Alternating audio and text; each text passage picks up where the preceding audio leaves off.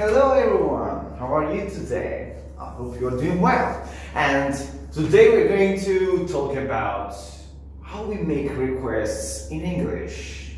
Evet, bugün İngilizce'de nasıl ricalarda bulunuruz ve aynı zamanda nasıl izin isteriz ondan bahsedeceğiz.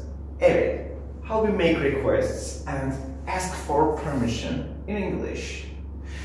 So here, for making requests, I have listed some useful patterns that you can use. For example, the famous can you or could you. Yeah, bunu can you ve could you zaten biliyorsunuz. Will you is a very sincere or no, let's say casual. Yani gayet gayri resmi, gayet yakın arkadaşlar kullanabileceğimiz bir rica etme kalıbı. Will you? And this one, do you mind or would you mind doing something? Bu ise biraz daha resmi bir havası var, biraz daha kibar olmak için kullanabileceğimiz gayet hoş, gayet klasik bir kalıp. Would you mind? Or this one. Is it alright? Or is it okay if you do this or if you do that?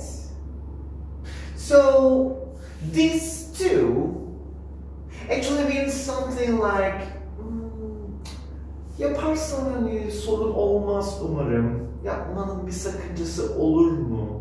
So yes, so if we wanted to translate this into Turkish, yeah, we would use something like bir sakıncası olur mu? And so let's look at these examples here. The first one is pretty simple. We say, can you open the lid of this jar? And optional, you can say, can you open the lid of this jar, please? Then you can always add please to add some politeness to your requests. Yani açar mısın kavanozun kapağını? It's stuck. Or next one. Could you come over here for a second? Please. Yes, could you come over here for a second? Gayet açık. Buraya gelebilir misin? Bir saniye. And will you pass the salt, please? For example, this one is a question or request that you make during a dinner. Like a big dinner you are having with your friends, you're sitting around at the dining table, and you need the salt, but it's a little too far from you. Then you ask your friend, will you pass the salt, please? Yani tuzu uzatır mısın? Next one is, do you mind? Bu biraz daha resmi demesek de biraz daha kibar, biraz daha ağdalı bir havası var diyebiliriz. Do you mind helping me with the 60th question? And this one is like, okay, bir sakıncası yoksa bana 6. soruda yardımcı olur musun? So this guy is, probably having some difficulties answering the 6th question, so he needs some help. And the last one here, so is it alright? Or is it okay if you give me another week? Give me another week. This one is kind of weird. So it basically means, okay, for example, your teacher, your professor has asked you to finish a project.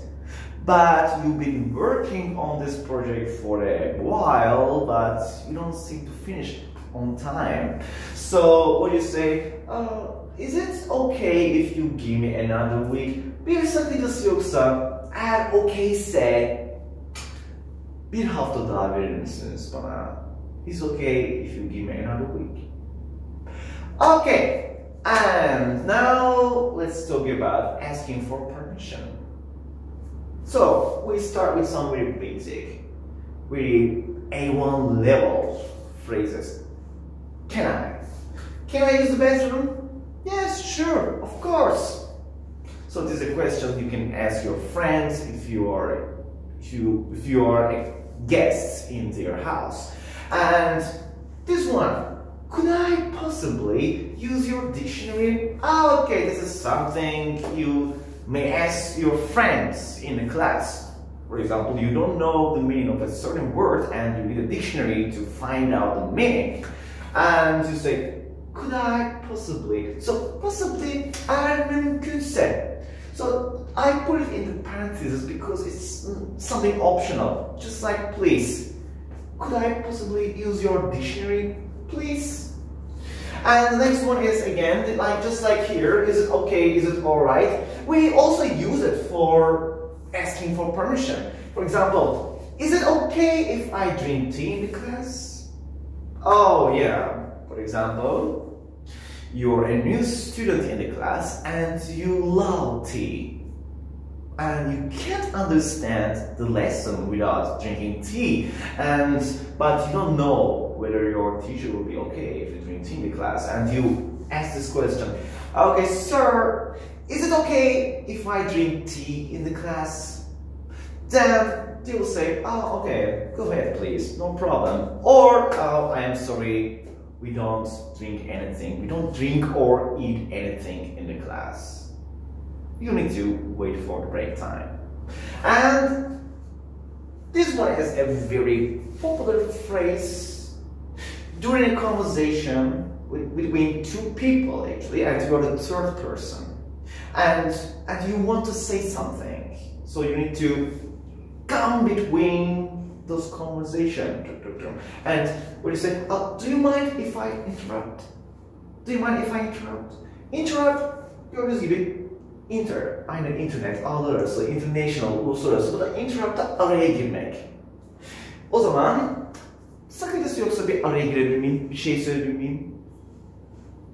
And this one is a very polite and kind of formal way of saying, can I call you back?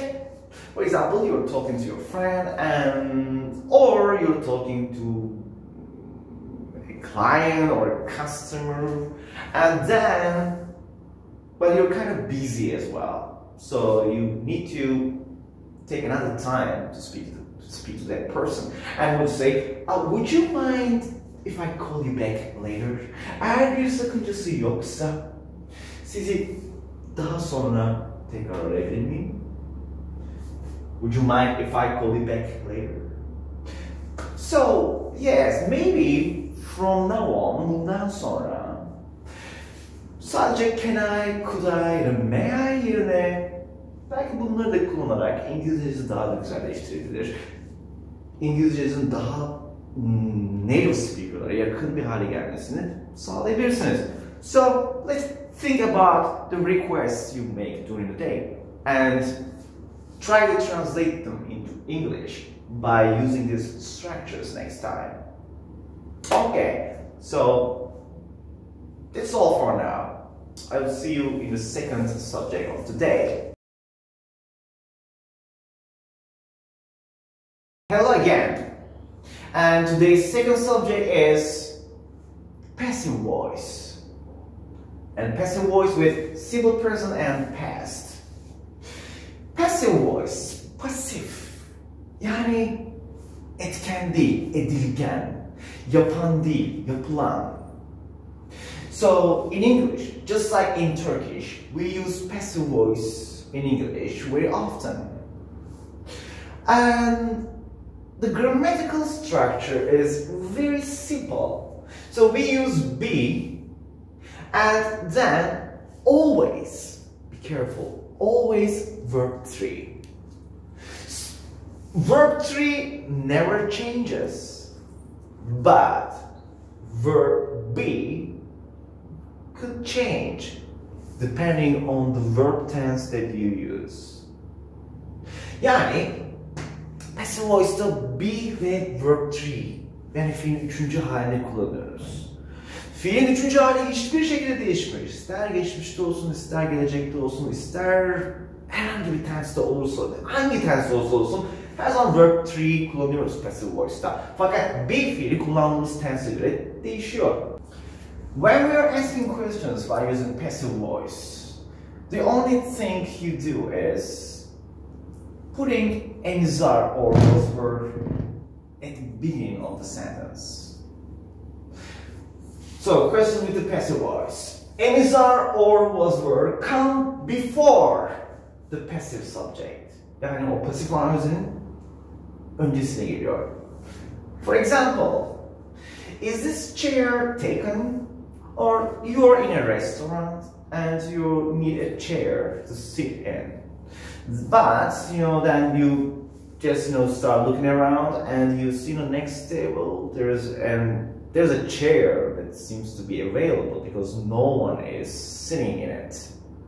So you ask that person sitting at the table, oh, excuse me, is this taken? Or is this chair taken? Yani bu sandalyeyi kullanan birisi var mı? Bu sandalye kullanılabiliyor mu? In Turkish, we just say, boş mu acaba? But in English, alınık mı? Bu sandalye kullanılıyor mu şeklinde? Is this taken?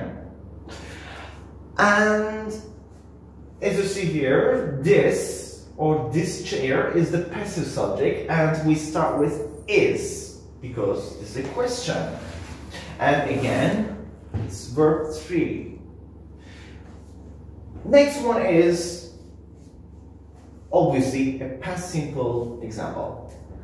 What year was the telephone invented? Telefonu birisi icat etti değil mi? Telefon icat kendi kendine olmadı, edildi, icat edildi. So again, passive voice. What year was the telephone invented? And the next one is, how many students were enrolled at school last semester? Öğrenciler büyük ihtimalle kaydedildiler anneleri babaları tarafından. So these students were enrolled by their parents. So that's why I use passive voice again. How many students were enrolled at school last semester? Geçen dönemde okula kaç öğrenci kaydedildi? So, this is how we use passive voice in present simple and past tense, and we also use with questions like, is this taken? What year was the implement? And so on. Okay, so this is all for now. I will see you in the next class.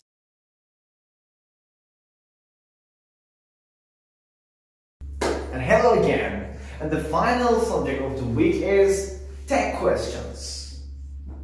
So, as you see in the instruction above, we use tag questions for asking for confirmation or agreement. Yani bu tag question'ları niçin kullanıyoruz? Confirmation, yani doğrulama ya da bana katılıyor musun? Onu teyit etmek için kullanıyoruz. So, it is very similar to the Turkish one, like, sen 6. sınıfsın, değil mi? Senin baban doktordu, değil mi? In Turkish, we always use değil mi, değil mi, değil mi. Actually, in English, we use right. For example, your dad is a doctor, right? Or you're a 6th grader, right? Or you're in high school, right? Bu right yerine çoğu zaman da kullandığımız verb tense'e göre yazıcı fiilleri kullanarak tag question'lar yapabiliyoruz. So, let's have a look at this very important notice here. If the main sentence is positive, the tag question will be negative, and vice versa. Yani eğer ana cümlemiz pozitif bir yapıdaysa, tag question ise negatif oluyor. Yani tam tersi. Ve vice versa. Yani bu durumun tam tersi. Eğer if the main sentence is negative, the tag question will be positive. So let's have a look at these examples here. You're from Chicago, aren't you? Gördüğünüz gibi, you are from Chicago.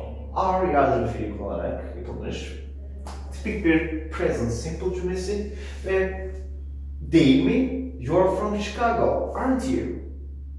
Gördüğünüz gibi are tek question'da aren't şekli gelmiş. Next one. She lives in Tokyo, doesn't she? Gördüğünüz gibi bu present simple'da kurulmuş başka bir cümle ve burada herhangi bir yardımcı fiil yok ama aslında present simple ve action verb kullandığımız bir present simple'ın yardımcı fiili üçüncü tekillerde does, negatiflerde doesn't ve o yüzden tek question'da doesn't kullandım. She lives in Tokyo, doesn't she? And this one. You don't like coffee, do you? Sen kahve sevmezsin, değil mi? Do you? Sever misin yoksa? She went to the party, didn't she? And here we have a past simple sentence with an action word. Go. She went to the party. And of course, the negative form is didn't. She went to the party, didn't she? Mesela bu cümle şöyle olsaydı, o partiye gitmedi, gitti mi yoksa?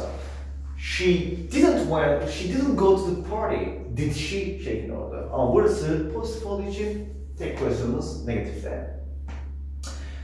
Your brother can speak English, can't he? Senin abin İngilizce konuşabiliyor, değil mi? Or your brother can't speak Spanish, can he? Gördüğünüz gibi burada gayet açık. Can't he? Your brother can't speak Spanish, can he? Bazen de tek question bulması biraz kafa karıştırıcı olabiliyor. Çünkü bazı durumlarda hafif düzensiz diyebiliriz. Mesela I am.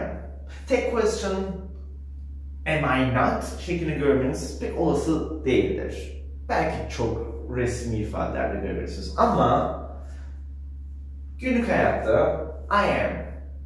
Bunun tek question'ı şöyle oluyor. Are kullanarak. I'm your friend, aren't I? I'm your friend, aren't I? Yani ben senin arkadaşınım, değil mi? Bir başkası da let's kalıbı. Haydi. Bunun da tek question'da shall kullanıyoruz. Let's see. Let's take a coffee break, shall we? Haydi bir kahve molası verelim. Verelim mi? Let's take a coffee break, shall we? Or emir kipinde. Emir kiplerinde ise will kullanıyoruz. Call me tomorrow morning, will you? Beni yarın sabah ara. Tamam, arayacak mısın? Will you?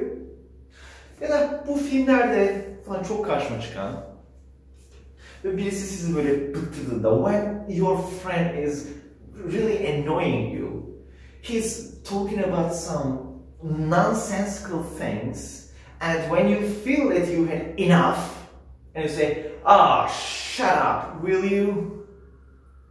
Yani, sus artık. Susacak mısın? Shut up, will you? Okay, so this is how we use take questions in English. Now I'm going to give you your homework this week. Let's get started with the course book, your main book that we use in the class. On page 28, you will see some examples about making requests and asking for permission. I highly recommend you should read them first. Then, on page 29, you're going to do these exercises. After that one, we have this reading part. So, put the sentences in the correct order. Cümleleri doğru sıraya koyun. And also, sequencing steps of an action bölümünde ise burada ardından, sonuçta, öncesindeki gibi sequencing words'leri bu diyalog içerisinde bulacağız. And then, on page 31, we have this reading text here. Again, it's a dialogue, an interview with a farmer. Bir çiftçiyle yapılmış bir röportaj. And some of the words are highlighted with blue, and we're going to find their definitions here and write the correct word to their definition. And also, with this reading part, We're going to decide whether these statements are true or false. And here we are, okay, so you will see more examples of passive voice. Burada passive voice'tan bir sürü daha örnek görebilirsiniz. Burada ise tek question'lar. Yani bugün son anlattığım konuyla ilgili daha çok örnek görebilirsiniz. Sayfa 33'te. And here on page 34, you're going to do some exercises about passive voice. And on the next page, you will see some exercises with passive voice and also tag questions. So now let's see the workbook. And this is our workbook. Okay, on this one, so you could see more instructions about passive voice and tag questions here. I recommend you should read them as well. After this one, on page 15, you're going to do some exercises about passive voice again. And here, there's a really long exercise, but it looks pretty simple. And this exercise is about tag questions on page 16. And there's a vocabulary exercise here on the next page. And these two pages are about making requests and asking for permissions. Please do these as well. And finally, a sequencing words and a reading tags for your, reading and vocabulary practice. And finally, I want you to do page 22. This again a reading and a vocabulary exercise. And also, if you can, have time, so you will do this writing part and write about this country life and city life, yani şehir hayatı ve kırsal alandaki hayatı karşılaştırdığınız bir yazı yazıp benimle paylaşabilirsiniz. So, that's all for this week. I will see you in the next class. Bye.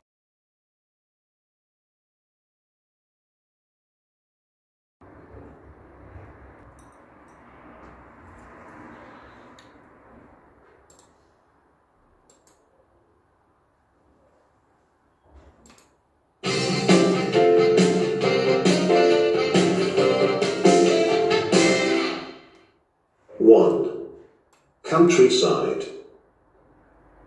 2. Work in the field. 3. Water the plants. 4. Milk the cows. 5. Harvest wheat. 6. Mow the lawn. 7. Farmhouse. 8. Livestock. 9. Prepare the soil for planting. 10. Sow seeds. 11. Plant trees. 12. Feed the animals.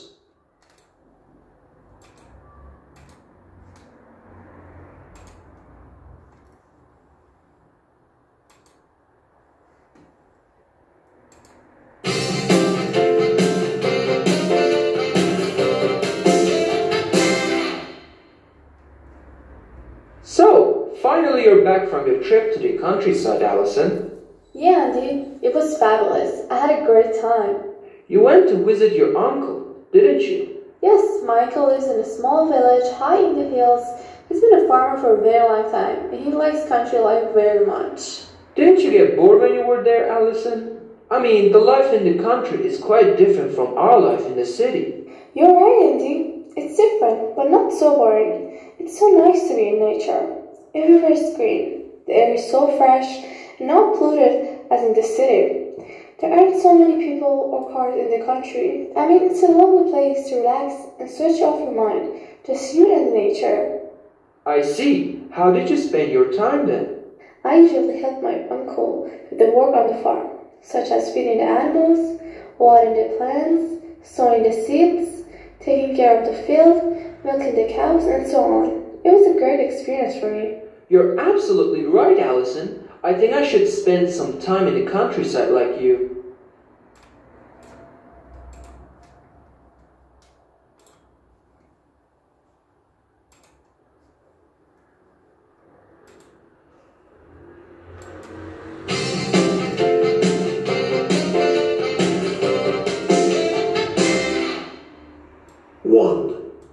Do you mind turning the music down, please?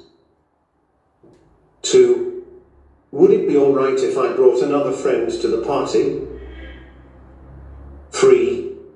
May I have another piece of cake, please? 4. Could I borrow your phone because my battery is dead? 5. Is it alright if I smoke in this room? 6. Do you mind if I have the menu? 7. Would you like to go out for a drink tonight? 8.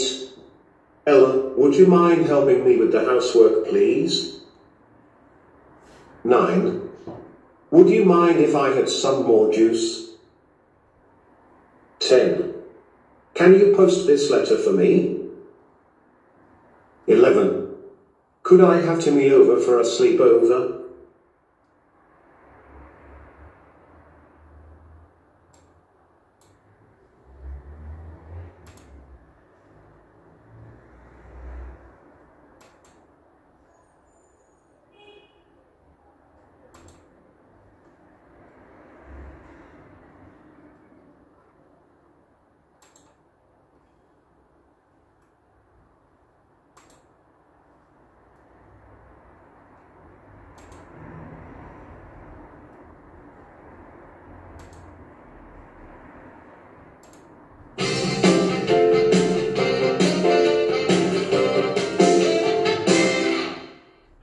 Well, let me begin with the life in the countryside. The first point I'd like to mention is that life in the countryside often moves more slowly than in the city. It's often more relaxed and less stressful, so that's one benefit to country life, and another advantage is less pollution and also less noise. That pollution is generally air pollution. The country is less polluted because there's less industry, less traffic, and less building work than in a city, and therefore it's considered healthier to live in the countryside. This really is a positive point. Another plus point to life in the countryside is stronger communities. What does that mean exactly? Well, in the countryside people often live in a town for their whole life, and families live in the town generation after generation. This means they know each other very well. Therefore, community is quite close and neighbours have a good relationship with each other. The next advantage is that in the countryside the houses are cheaper than in a city. This means that they can have bigger houses and bigger gardens. Also, life is cheaper in general in the countryside compared to city life. Now, let me talk about the life in the city. Maybe you prefer living in the city. The first advantage is there are more facilities in the city than in the country. Facilities are things like better restaurants, cafes, sports centres, more leisure centres, hospitals, libraries. There are more things that you can do. There are cinemas, theatres, opera houses, shopping malls. The next advantage is that there are more opportunities for people in the city. For example, it's easier to find a job and there are more jobs available in the city. Moreover, in the city public transport is better. There are more buses, trains and underground. It's easier to get from one place to another in the city. And the last advantage is that there is better education in the city than in the countryside. Nearly all universities are in cities, and the schools in cities have better technology for their students.